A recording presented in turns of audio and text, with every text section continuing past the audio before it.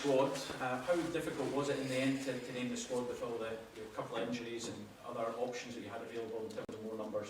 Yeah, well, it was always going to be difficult no matter what the number was, so whether it was 23, 26, and then you, like you say, you add in the injuries. Unfortunate for Ryan Jack, Kenny McLean, Ollie McBurney, Ollie Burke picked up an injury which put him out as well, so for those lads we thank them for their contribution, and it means that there's a chance for other people in the squad. The extra, I'd more or less sort of settled on a 23 before all those injuries and whatever, and then you get an extra 3 to put in, and it makes it a little bit more, it just takes a little bit more time, but I think I got there in the end, and I'm really happy with the squad I've got and the balance in the squad that I've got as well. And with some of the younger players coming in, Turnbull, Gilmour, Patterson, is that a case of they're coming in to add to the squad, or is it a case of the experience first and foremost? No, I think they all add something to the squad. Everyone goes to the training camp in Spain on a level footing. Everyone's there. They've all got their chance to play their way into the team in the Euros. In terms of some of the guys that missed out, how did you break the news to them, and what was their reaction? Well, I tend only to work one camp back. So obviously in the March camp, before the March camp, I had 4 or 5 difficult phone calls. Players are left out of that camp. This time was really only two difficult phone calls. Was Andrew Considine and Liam Palmer. Both obviously very disappointed, but we have the opportunity to make changes to the squad all the way up until the night before the day before the first game in the tournament. I've told them all, and it's a message for everybody who maybe thought they had a chance to be involved, is stay fit, because with the COVID situation and injury situation, you never know. Do you feel the balance is right now in terms of the numbers in each position? Steve, are you happy with that, or is there anything that you would have wanted? Not happy. I try and make up the squad because I know that I have to work on the training pitch with these lads for a number of weeks and a number of training sessions, which I'm really looking forward to. It's not something that you always get to do in international football. So it's important that the balance of the squad is right for those training sessions as well. I think I've got that. Maybe with the loss of Ryan Jack and Kenny McLean, two key midfield players in the way that we played previously, maybe I'll just have to tweak the shape of the midfield or the way we play from midfield a little bit, which for me as a coach is something I look forward to trying to do. Talk us through your thought process with the youngsters. I mean, it's an exciting squad at the best of times, but adding that kind of talent to it, what was your thought process behind it? It's 3 very talented players, 3 places in the squad that you have to fill in the best way possible and try and use as an advantage for the squad and the country moving forward. I think certainly Nathan Patterson and David Turnbull have caught the eye up here in Scotland this year with their performances for Rangers and Celtic. Billy Gilmour's a player that I've known for a long time. I know he's very, very well regarded at Chelsea. It was nice to see him getting a few games recently in the team, and looks as though he's over his injury and looking like his old self. So it's good to get them involved in this as much as possible with the nucleus of the squad, because I think that's important. The camaraderie and the togetherness of the squad was a big part in the qualification. So I've tried to keep that together, and I've added 3 young ones who will liven it up a little bit. So it's good. You were loyal to those who got you here in the previous games and whatnot. Does that make the calls, as you mentioned, to Andy and to Liam even tougher? Was there a few sleepless nights? No, and all the boys, Callum Patterson, Liam Griffiths, Lawrence Shankland, all the boys that have played a part in getting us to the Euros, we thank them for the contribution. We don't forget their contribution. I think if you go back to the Serbia game, the penalty shootout, Lee Griffiths scored 1, Ollie McBurney scored 1, and Kenny McLean scored 1. So the 3 guys have already made a big contribution to the fact that we're even in the tournament. When you had that list on a bit of paper and you sat back, and was that sort of deep breath and was like, right, that's it, finally done, that's another step forward to this tournament actually starting? What was your emotions when you looked at the list? Well, it meant I could scrap the previous 249 pieces of paper that I had, and I could finalise on 1, so it was nice to tidy up the room. Is it a relief as well, really, because everyone's looking at you and everyone's had their own opinions on this one? I think that's part of That's part and parcel of being an international manager. Everyone's got an opinion on who they want in the squad, who they want in the team. I'm not going to keep everybody happy, but ultimately I think I've kept myself happy because I'm really pleased with the squad that I've got. And I sense is this maybe one of the toughest squads you've ever had to choose because it is going to the Euros and it's been so long since we've been at a major tour that probably more people are focused on who you're choosing and who you're not because of the magnitude of the games. Yeah, possibly, but that's a credit to ourselves that we've managed to qualify. I'm proud to sit here as the head coach of Scotland, leading them into a major tournament. That goes without saying. It's always difficult. I find picking a squad always difficult, and when we're in the camp, I always find picking the team difficult. And picking out in this instance, there'll always be 3 players who are going to miss out on the games in the actual tournament because you can only name 23. So I always find that part of the job difficult, but it's part of the job that I have to do. You're quite a laid back guy, but now that it's a few weeks to go, you've named your squad. Just how excited are you about what Scotland can do in the weeks ahead?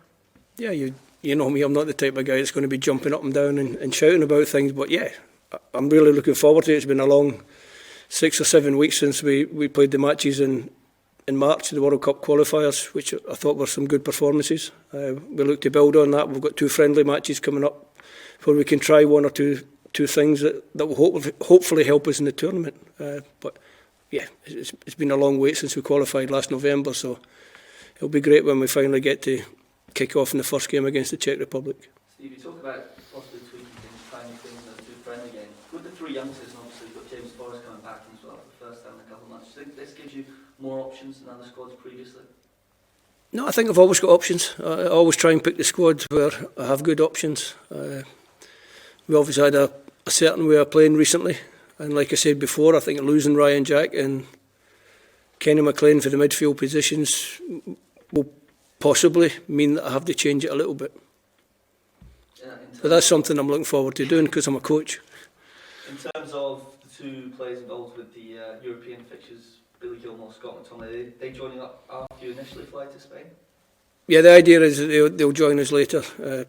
It's obviously great that they're both going to be involved in a major European final. So the idea is that they'll both join us in Portugal, so when we get to Portugal, they can join us then. Unless, of course, they turn down that offer and want to join us earlier, which they're more than welcome to do. As a manager, especially with the English players still playing in the Premier League, do you watch them kind of through your fingers? You don't want any more injuries? Yeah, you get a little bit nervous. You're watching the games, you see them getting subbed off, like a couple went off last night, and you're hoping that there's nothing serious, there's nothing happened. So good news for last night is nothing serious, nothing happened. So still a few more games to go. I'll watch the games. I hope that nobody else picks up an injury. But like I said before, anybody who thought they could be in the original squad, still matches to be played, so keep yourself fit and be ready. Just finally, how is Ryan Fraser? We heard Steve Bruce say yesterday that it might be a bit of a risk to take him. Is he okay? Have you spoken to him? Yeah, Ryan's fine. He's progressing well. Did well for me in the last camp, the March camp. It was good. And he's excited as well to be part of the squad and looking forward to the tournament. So I know what Steve is saying, but if it is a gamble and Steve thinks it's a gamble, then it's a gamble that I'm willing to take. Is there an official standby list, as it were, Steve, beyond the couple you said? No, I haven't done an official standby list. I have spoken to some players I've spoken to quite a few players just to say, but I'm using this as the platform as well to say keep yourself fit, because you never know. I don't know how big do you make a standby list because you've got so many positions to cover, so everyone has to stay fit and well. There was a bit of a clamour, it seemed, obviously people like Lee Griffiths and Lon Shanklin are on our doorstep, we see them all the time, but there seemed to be a bit of a clamour for Ryan Gaul to be included. How closely did you look at him, and how close did he come to featuring? Because of the restrictions, it was difficult to get to Portugal to watch Ryan, but fortunately you can watch everything on television these days, so plenty of chances to watch. Good player, had a good season for his club, although his club had a difficult season. But when you look at the area of the squad that Ryan's trying to get into, it's difficult to fit into that squad. He's an attacking midfield player, so John McGinn, Stuart Armstrong, David Turnbull's had a great season, so it was always going to be a difficult choice, and unfortunately for Ryan, he's missed out. You're talking about tweaking the midfield and the loss of Jack and McLean. Does that make it more likely that Scott McTominay will feature as a midfielder? I guess it gives you great options. like he did in the last camp as well. In the last games, it was only the last game where I put him into the back three against Faroe Islands because I felt we would dominate possession a lot in that game, and it was important to have Scott and Kieran on the ball at the back. So I think if you're looking at the squad I've got and the midfield players I've got, then it's pretty certain that Scott McTominay will be a midfield player for this campaign. How important was it for Billy Gilmour that he's had a little clutch of games, big games recently? Would he have been in if he hadn't had that match sharpness? It's important he had the games. I think it's always important that you play games. Would he have been in? Possibly, possibly not. I don't need to answer that question because he is in. Does it concern you that Kevin Midget is the only player who is in double figures for goals at club level? No, it doesn't. 3 games last month, 7 goals for the team. So there's goals in the team. We've got creativity in the teams. We've got midfield players that can score. Shea Adams is already off the mark. Lyndon Dykes got a couple of goals already. So I think 4 for Ryan Christie, 4 for Ryan Fraser, so 5 for James Forrest. So there's goals in the team. Worries.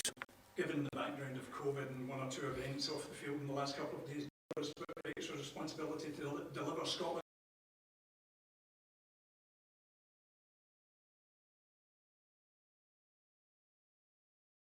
A feel-good story, and it's great to be involved in the tournament. We want to go to the tournament. We want to be competitive.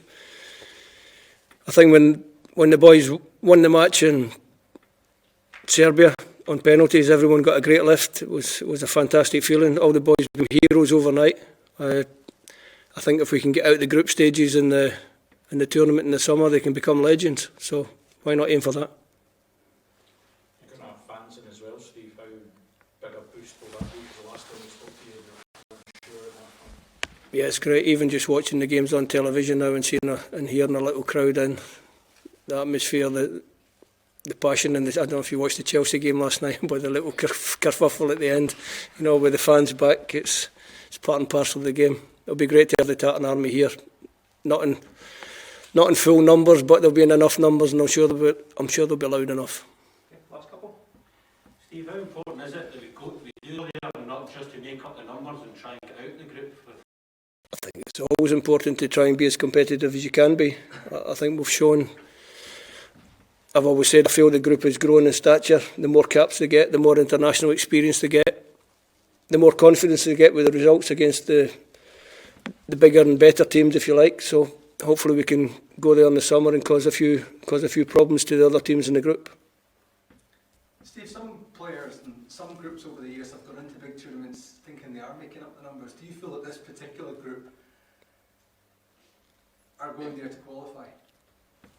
We're going there with the intention to get out of the group, of course. There's no point in going if you're just going there to make up the numbers. We're going there to be as competitive as we can be, and if that gets us enough points to get out of the group and into the knockout stage, then, like I said before, the lads can become legends.